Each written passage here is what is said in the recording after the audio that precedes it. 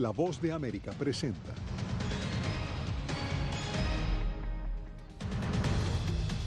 Más preguntas que respuestas sobre los hispanos deja el resultado del censo de Estados Unidos.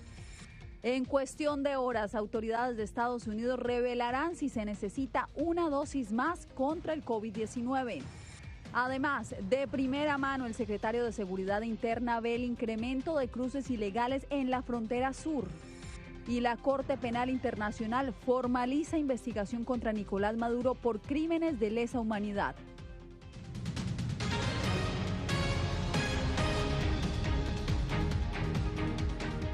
¿Qué tal? Bienvenidos, soy Yasmín López. Este es El Mundo al Día. Estados Unidos cuenta desde hoy con los resultados del censo 2020. Aunque los líderes de la investigación certifican la exactitud de sus conclusiones, expertos en investigación ya cuestionan la precisión de los resultados en materia de raza y etnias, incluyendo a los hispanos. Jacopo Luzzi nos tiene toda la información desde Washington. Jacopo, adelante.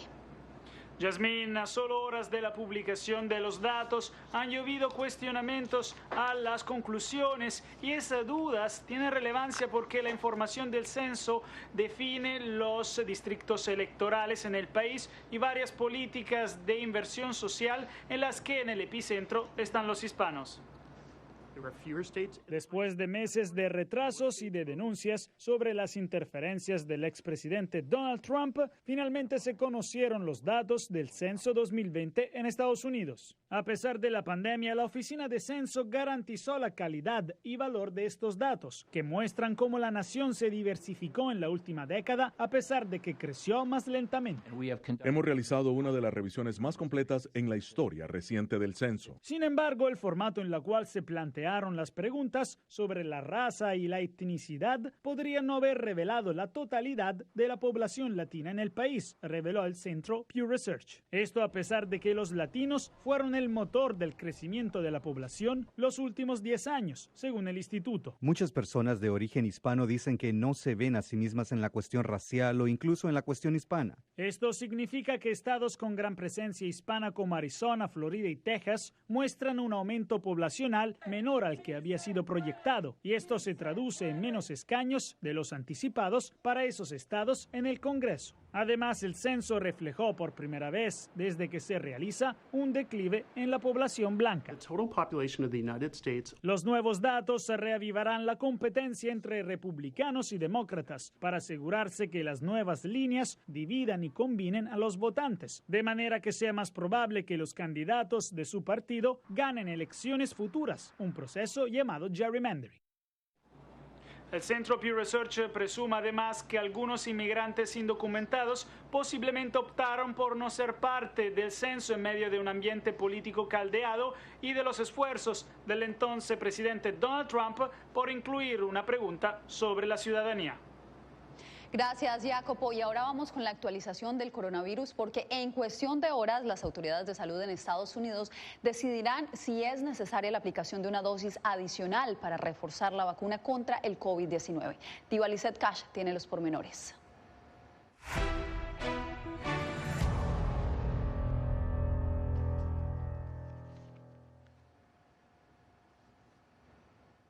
Estados Unidos se prepara para aplicar una dosis de refuerzo contra el COVID-19. Sin descartar una aplicación general, el experto en enfermedades infecciosas, Anthony Fauci, aseguró que de aprobarse ahora una tercera dosis sería solo para personas específicas. En este momento, aparte de los inmunodeprimidos que acabamos de comentar, no creemos que otros ancianos o no ancianos que no estén inmunocomprometidos necesiten una vacuna en este momento. En las próximas horas, los asesores de vacunas de los Centros para el Control y Prevención de Enfermedades tomarán una decisión sobre la necesidad o no de suministrar la dosis de refuerzo en vista de la expansión de la variante Delta. Por lo pronto, la administración Biden obligó a recibir la vacuna regular a cerca de 25,000 trabajadores federales en el campo de la salud que tengan contacto con pacientes.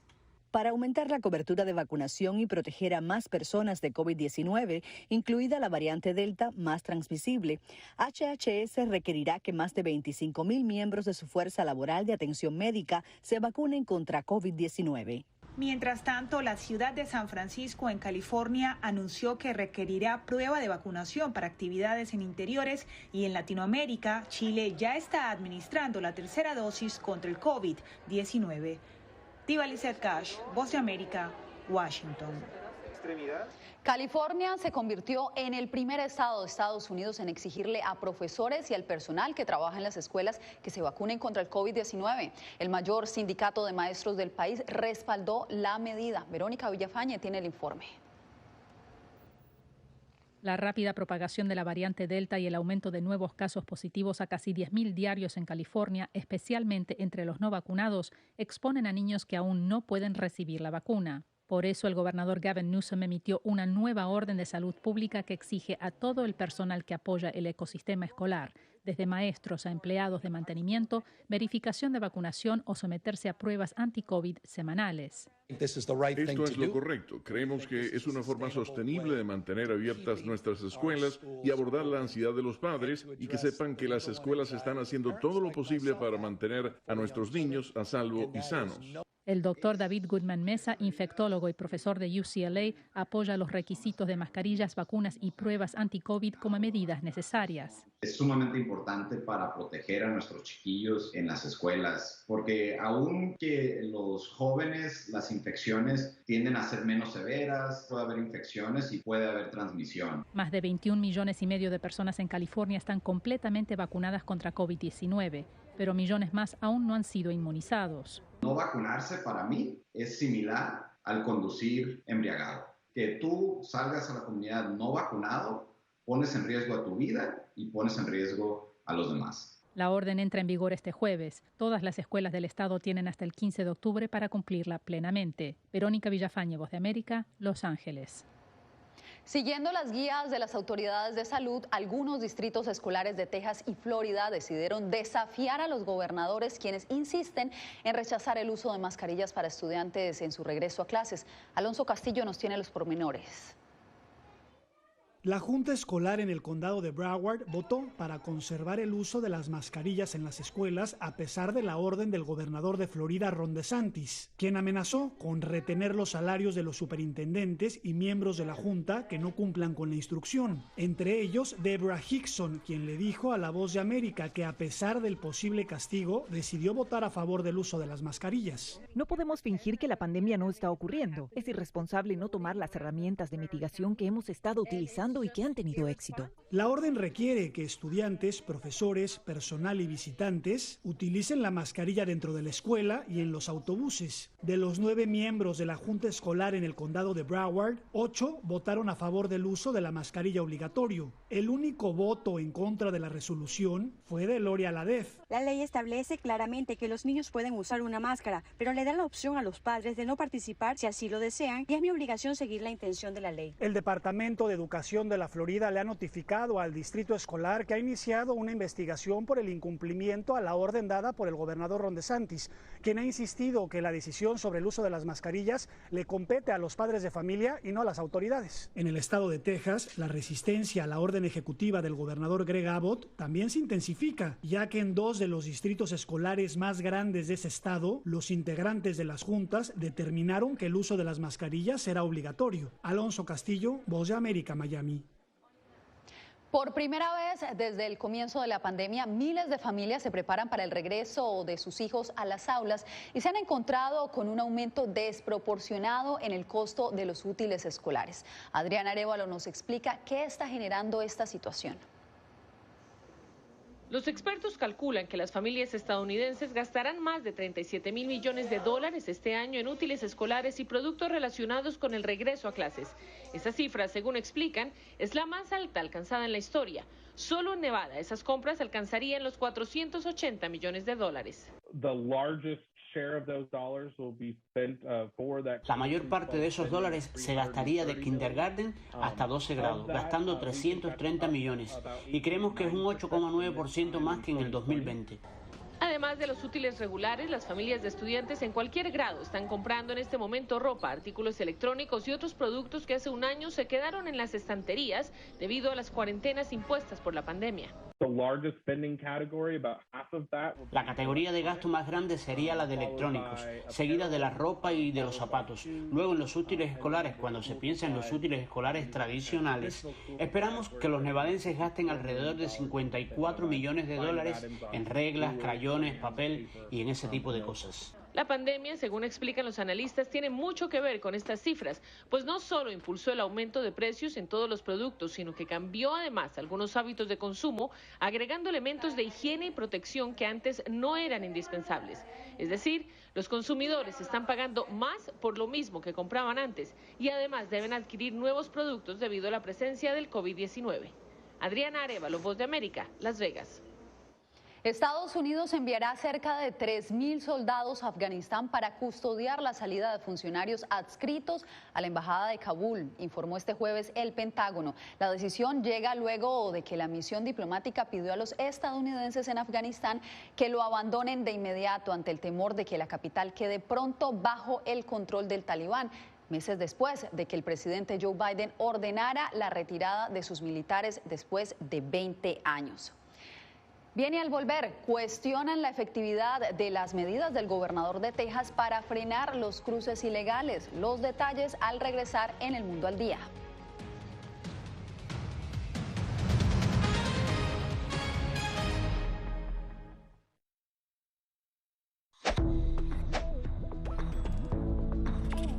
La Organización Mundial de la Salud asegura que las mascarillas son esenciales para eliminar la transmisión del nuevo coronavirus y salvar vidas. Por ello, recomienda su uso cuando se está en lugares concurridos, donde no se pueda mantener el distanciamiento social y en lugares con poca ventilación. Cuando se habla de mascarillas para protegerse del COVID-19, se refieren generalmente a la mascarilla quirúrgica, el respirador N95 o las de tela.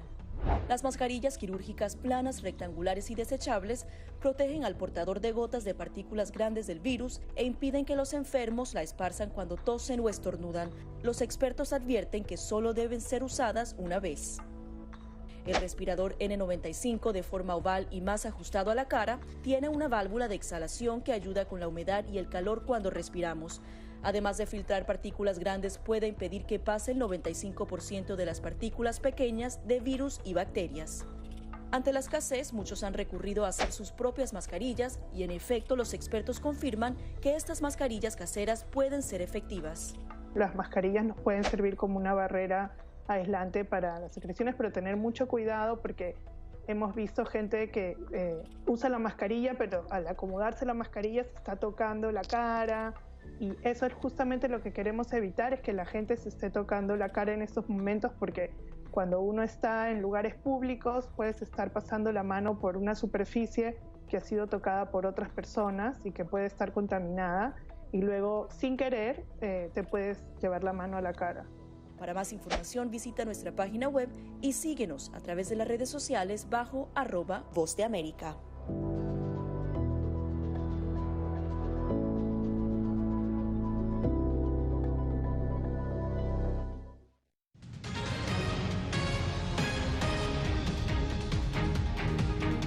Reunido con un grupo de legisladores en Texas, el secretario de Seguridad Interna de Estados Unidos, Alejandro Mayorkas, constató en persona el incremento del flujo migratorio de indocumentados, pero defendió la estrategia de la Casa Blanca. ¿Qué dijo el secretario Mayorkas sobre los vuelos en los que son deportados los inmigrantes? Víctor Hugo Castillo. Jasmine, el gobierno de los Estados Unidos inició estos vuelos de expulsión de migrantes. Varios vuelos están saliendo de la ciudad de Brownsville, otros de la ciudad de McAllen, en el sur de Texas, con destino a Villahermosa, Tabasco y Tapachula, Chiapas. Dijo que la idea es enviarlos lo más al sur posible en su intento de disuadir su regreso a la frontera. Con respecto a los niños no acompañados, se les hace una prueba y se les acompaña desde el momento de la admisión, antes de trasladarlos lo más rápido posible al refugio de salud y servicios humanos. Con respecto a las familias, continuamos operando centros donde ellas son examinadas y aisladas según sea necesario. El secretario Mayorkas dijo que el total de aprehensiones en el mes de junio sobrepasó 212,000 encuentros o individuos, de lo que representa el 13% de incremento comparado a lo del año pasado, pero su mayor preocupación sigue siendo el incremento de contagios de COVID-19 y de su variante Delta entre los migrantes. Our mission is to protect the American public. Nuestra misión es proteger al público estadounidense y administrar las leyes de nuestra nación. De acuerdo con eso, nuestros esfuerzos respetarán nuestras leyes y defenderán nuestros valores, que incluyen las leyes de ayuda humanitaria y las leyes del orden. El secretario Mayorkas se reunió aquí en el sur de Texas con el congresista Henry Cuellar, así como con varios sheriffs de condados del sur de Texas y alcaldes de ciudades fronterizas. Y también visitó el Parque Ansaldúas, donde es actualmente un albergue para migrantes contagiados con el COVID. Jasmine. Gracias por la información, Víctor Hugo. En Texas comparecieron ante una corte los primeros inmigrantes indocumentados que fueron procesados criminalmente bajo la orden del gobernador republicano de ese estado que busca frenar los cruces irregulares en la frontera con México. Arnaldo Rojas, ¿qué suerte tuvieron los implicados? Entre ayer y hoy, 29 inmigrantes indocumentados arrestados por las autoridades locales recibieron la oferta de quedar en libertad siempre y cuando se declararan culpables del delito menos grave de traspaso. Y si ellos aceptaban esta oferta de las autoridades locales, entonces pasarían a manos del Servicio de Inmigración.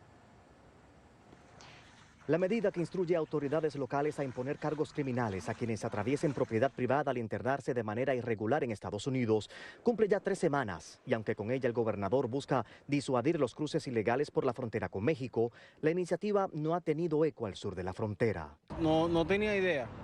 Sinceramente lo hice como una decisión pues de vida. Si lo hubiese sabido, ¿eso te hubiese hecho cambiar de opinión? No.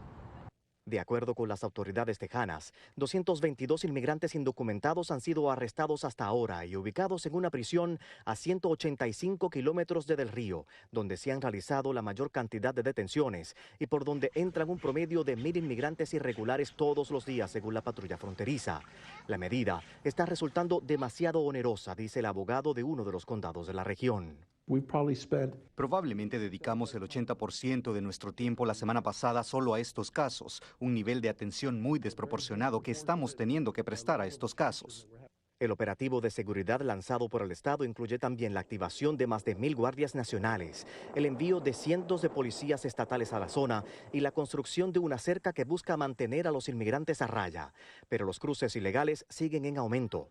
Los voluntarios que ayudan a los recién llegados, que son liberados por la patrulla fronteriza, están abrumados. Pues nosotros hacemos lo mejor que podemos. En todo el mes de julio, aquí asistieron a cerca de 1,700 migrantes. Solo durante la primera semana de agosto ya iban por 1,100. Según números preliminares de la patrulla fronteriza, los cruces ilegales sumaron más de 210,000 el mes pasado y todo tiende a indicar que ese número se volverá a romper en este mes de agosto. Yasmin. Gracias por el reporte, Arnaldo. Bien, y unos 195 millones de estadounidenses están bajo alerta por la ola de calor que se vive desde Oregón hasta Nueva York. El Servicio Meteorológico de Estados Unidos pronostica que más de 20 estados del país experimentarán temperaturas de hasta 40 grados centígrados durante el fin de semana. Más adelante, la amenaza de un cartel de drogas a una periodista genera alarma en México. Volvemos con los detalles.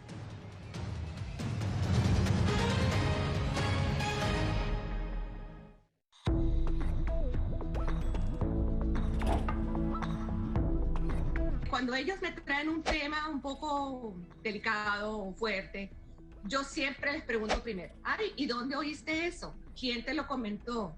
¿Y qué te han comentado? Pues corrijo si han escuchado algo que no está correcto, no está bien, y les aclaro, pero lo mínimo necesario para su edad. Enfócate en que tu hijo se sienta seguro y no le ofrezcas más detalles de los que pida. Si ellos preguntan, nosotros siempre les hemos respondido con la verdad, pero a su edad. Finalmente, di cosas específicas que tu hijo pueda hacer para que sienta que tiene el control. Por ejemplo, enséñale que lavarse las manos con frecuencia lo puede ayudar a mantenerse sano.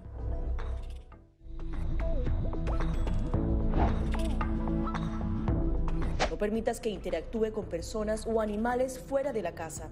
Si una persona de la casa se enferma, evita que tenga contacto con tu mascota. Designa a un miembro de la familia o un amigo para cuidar a tu mascota a corto o largo plazo en caso de que tú no puedas. Limpia sus patas una vez que regreses a casa, pero no uses productos tóxicos para ellos como toallitas desinfectantes. Usa champú para bebés y aceite de coco en sus patas si notas picazón o sequedad. Prepara un kit de emergencia que incluya un suministro de medicamentos por 30 días y al menos 2 semanas de alimentos y otros suministros. Asegúrate de que todas las mascotas lleven collares y etiquetas con información actualizada como nombre, número de teléfono y necesidades médicas urgentes.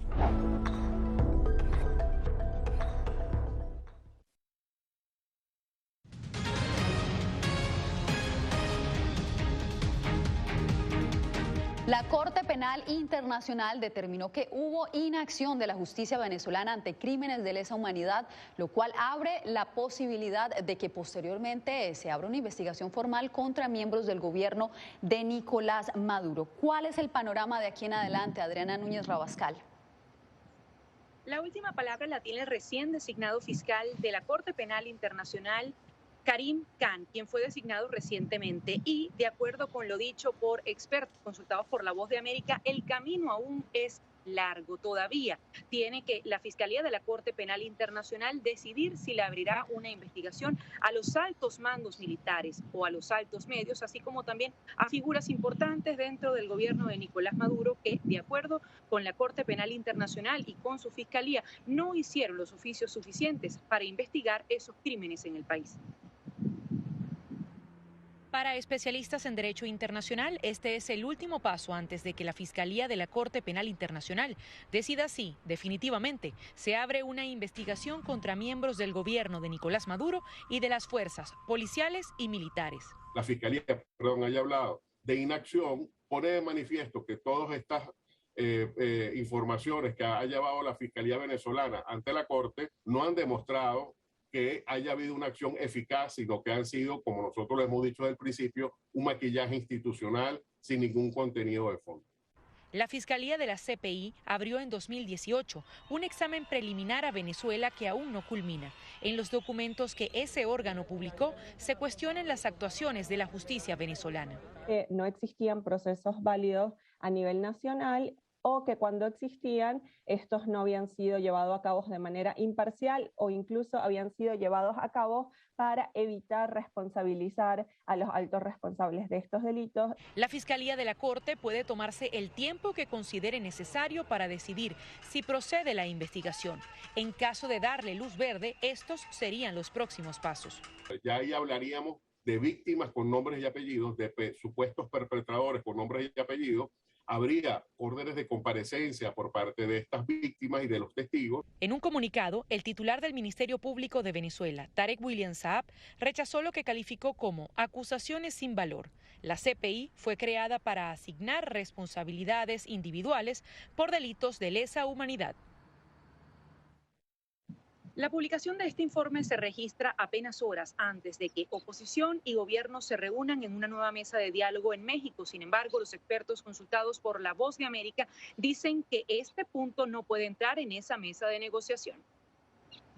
Adriana, gracias. Entre tanto, no cesa la violencia contra la prensa en México, donde esta semana la amenaza de supuestos narcotraficantes a una presentadora de televisión causó gran alarma. Vicente Calderón con las reacciones.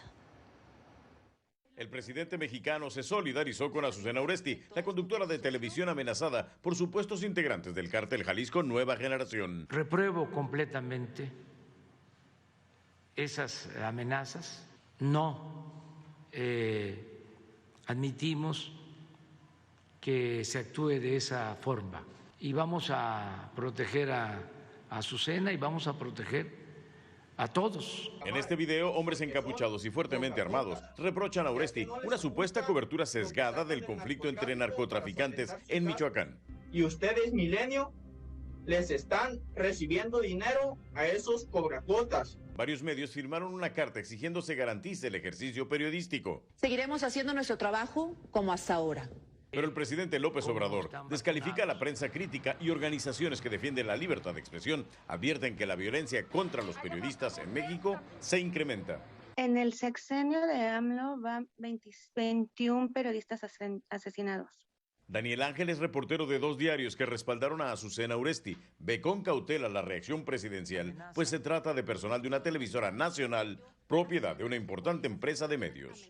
Sirve para poner foco, pero hay que esperar para conocer si realmente los reporteros que están en la calle allá en Michoacán van a poder hacer su trabajo sin ningún riesgo. Vicente Calderón, Voz de América, Tijuana, México. En breve, una economía verde podría ser la solución al calentamiento global. Les contamos cómo todos podemos contribuir.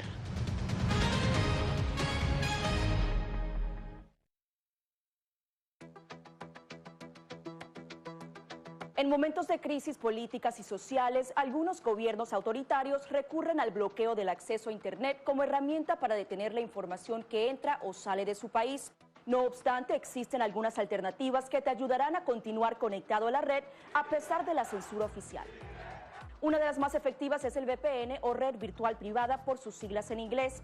La VPN pretende simular que la persona está en otro lugar del mundo y no en el país que esté restringiendo el acceso a Internet, de manera que es incapaz de detectar esa conexión interna y así se puede utilizar Internet con normalidad. Las ofertas de VPN en el mercado son muchas y las puedes buscar escribiendo las iniciales VPN en los motores de búsqueda, pero es importante descargarla o adquirirla antes de perder la conexión al Internet. Aquí te ofrecemos algunas opciones.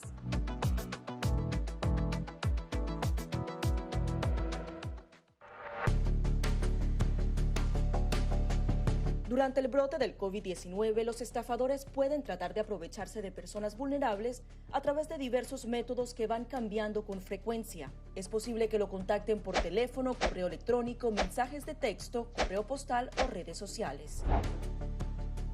Ten cuidado con ofertas de kits de supuestas pruebas caseras, curas milagrosas o pruebas inmediatamente accesibles. Response Act has made coronavirus testing more accessible immediately.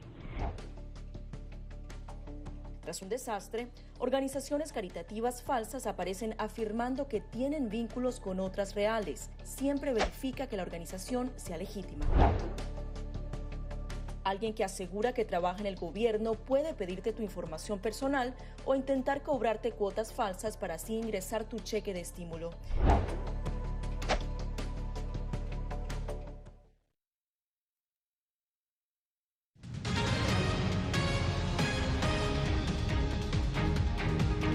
Como individuos podemos ayudar al planeta, pero como consumidores podemos hacerlo de manera aún más contundente. Laura Sepúlveda nos comparte algunos consejos sobre cómo reducir el impacto negativo que dejamos en nuestro planeta Tierra. ¿Con qué nos identificamos, qué consumimos, en qué tipo de artículos invertimos nuestro dinero? Estas son preguntas con un impacto mayor de lo que se piensa, ya que además de definir nuestros hábitos de consumo, ofrecen lineamientos a las empresas para que definan sus productos, un principio básico desde el que podemos ayudar a reducir la huella humana en el planeta. Así lo expresa Rebecca Shaw de la organización WWF. Si hay plásticos y está comprando cosas en envases que simplemente desecha después de usarlos, haga lo correcto con esas cosas. Ese es un primer paso muy importante que todos podemos dar. Aunque según un estudio de la Universidad de Nueva York, la comercialización de productos sostenibles aumentó en 2020 en un 16,8% en comparación con el 13,7% en 2015, Shaw agrega que, aparte de comprar con conciencia, debemos pensar en las cantidades. Por ejemplo, cuando vamos a un restaurante, no comerse todo no es señal necesariamente de cortesía, porque el desperdicio afecta al planeta. ¿Cuánto desperdiciamos y cuánto elegimos comer tiene un impacto masivo tanto en el cambio climático como en la naturaleza? De hecho, es la principal causa de deforestación a nivel mundial. Si como consumidores no cambiamos y exigimos a las empresas productos más sostenibles, un comercio más responsable y no entendemos que cuidar al planeta comienza con nuestros hábitos, muy seguramente continuaremos experimentando el aumento de las temperaturas, incendios forestales, inundaciones y otras tragedias que hoy quizá no podemos evitar, pero sí controlar. Laura Sepúlveda, Voz de América, Nueva York.